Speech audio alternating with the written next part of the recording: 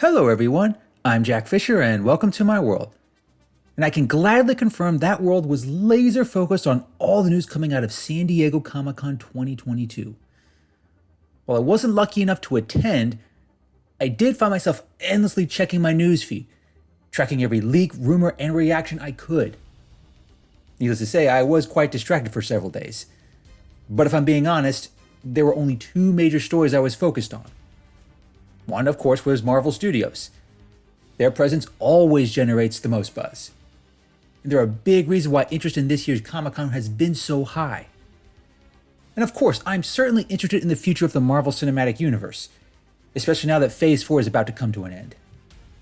And I'm sure I'll have plenty of time to talk about that in future videos. But it was the second major story that garnered most of my attention throughout the weekend. And that story was X-Men 97. Now believe me, I've been clamoring for more information on this series since it was announced. I suspect many others who used to rush home to watch that show every day after school felt the same way. News on this series has been really scarce since it was first announced. All we really knew was that it was going to be called X-Men 97, it would be a continuation of the original 90s cartoon, iconic opening theme and all, and that most of the surviving voice actors were returning. On top of that, it would debut at some point in 2023. Now that alone was plenty of reasons to get psyched for this show. But beyond that, we didn't get much. Well, now we have a little more. It's still not nearly as much as most X-Men fans had hoped, but it's still worthy of reaction, speculation, and excess scrutiny. Which brings me to why I'm making this video. Because now that I've had some time to process my reaction, I'm ready and eager to share my thoughts. And yes, I will be updating my theories about the show. And I imagine I'll do a lot of that between now and when the show finally comes out. That may mean that some of these videos don't age particularly well, but that's a chance I'm willing to take.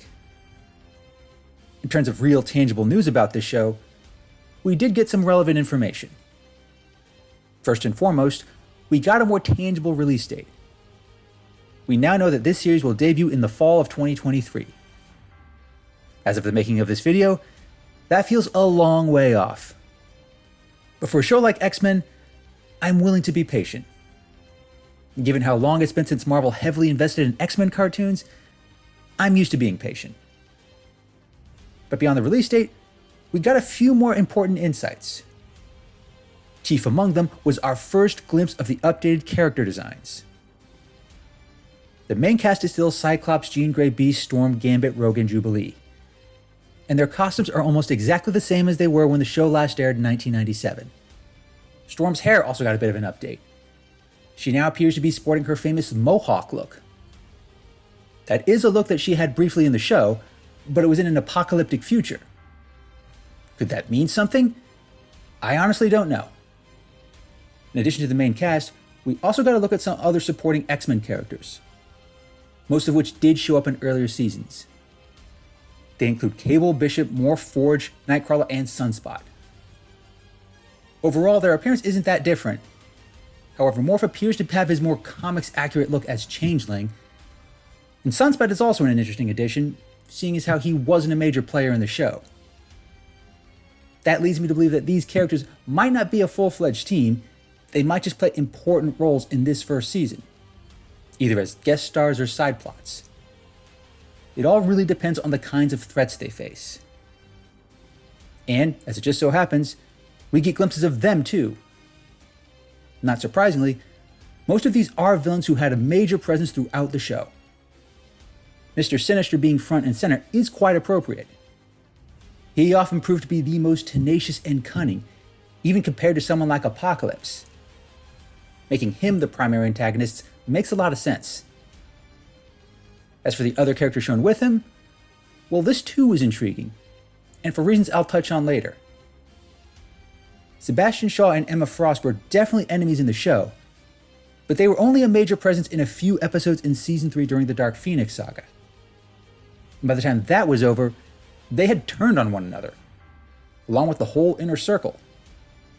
But that doesn't mean they aren't a threat. It also doesn't mean that they won't work together if it somehow benefits them. As for the last two characters shown, them I'm not too sure about. One of them, Callisto, was never on friendly terms with the X-Men. Yes, she was never an outright enemy, but she always had the potential to be one. She's also had her share of clashes with the X-Men in the comics, so maybe we'll see something like that in this show.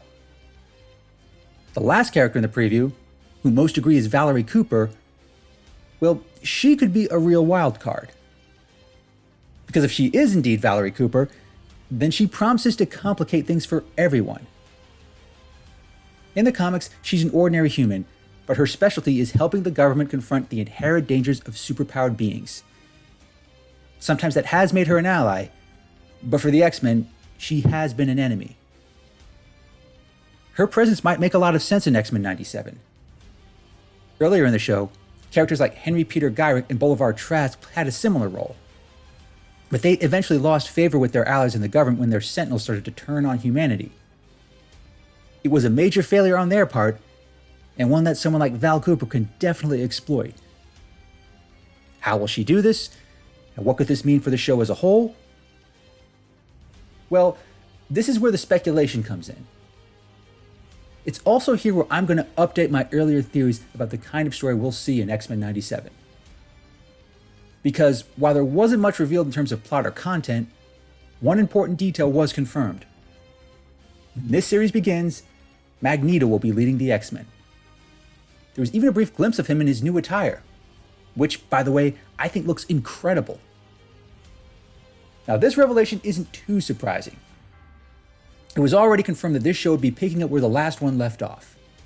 And in the finale of the previous show, we saw Charles Xavier sharing a tearful goodbye with his beloved X-Men.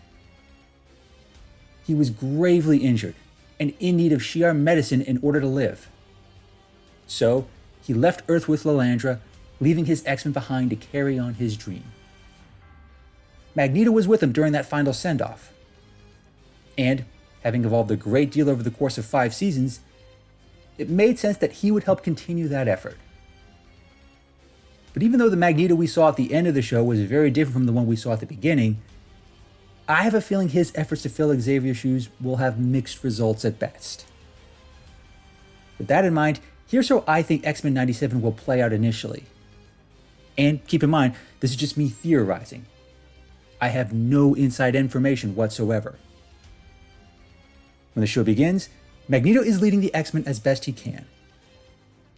There are still plenty of threats to mutants out there. Chief among them is a new wave of Sentinel attacks. But this time, they're not coming from Bolivar Trask or Henry Peter Gyrick. Magneto definitely suspects someone in the government is behind it, and he's less and less willing to ask politely for answers. And oddly enough, others on the team agree with him. Even Wolverine finds himself begrudgingly in favor of a less polite approach to stopping these Sentinel attacks. But others like Cyclops and Storm, both of whom are sincere, genuine believers in Xavier's dream, vehemently disagree. They still favor a more peaceful approach. This leads to a schism that starts to divide the team, and other forces are already looking to exploit that. Enter Mr. Sinister and a reformed Inner Circle. He knows that with Xavier gone, the world's most powerful telepath is no longer an obstacle. It also means that other telepaths, such as Emma Frost, are in a position to take advantage of this. And since Apocalypse is still missing, Sinister is prepared to make his move. And an important first step involves dividing the X-Men. And as it just so happens, he has some critical allies in high places, namely Valerie Cooper. Now, as for what Sinister's plan entails, that could be any number of things. Maybe he's going to try and resurrect Apocalypse somehow. There was an episode in Season 5 that hinted that there was a way for Apocalypse to return. Or maybe this means Sinister will start bringing some clones into the mix. In the comics, cloning the X-Men has always been one of Sinister's favorite pastimes, and he didn't get to do it nearly enough in the original show. Maybe this means in X-Men 97, we'll get a version of Madeline Pryor, maybe even X-23. And we'll likely have to wait until 2023 to get more details. I'll certainly be following that news closely, and I'll post more videos in the process. But whatever the case may be, I couldn't be more excited for this show. I feel like the time is right for mutants to make an epic comeback, both in animation and within the movies. And I sincerely hope that X-Men 93 will be the perfect catalyst. Thanks for watching, everyone, and thanks for joining me in my world. Please remember to like, comment, and subscribe, and until next time, take care and stay safe.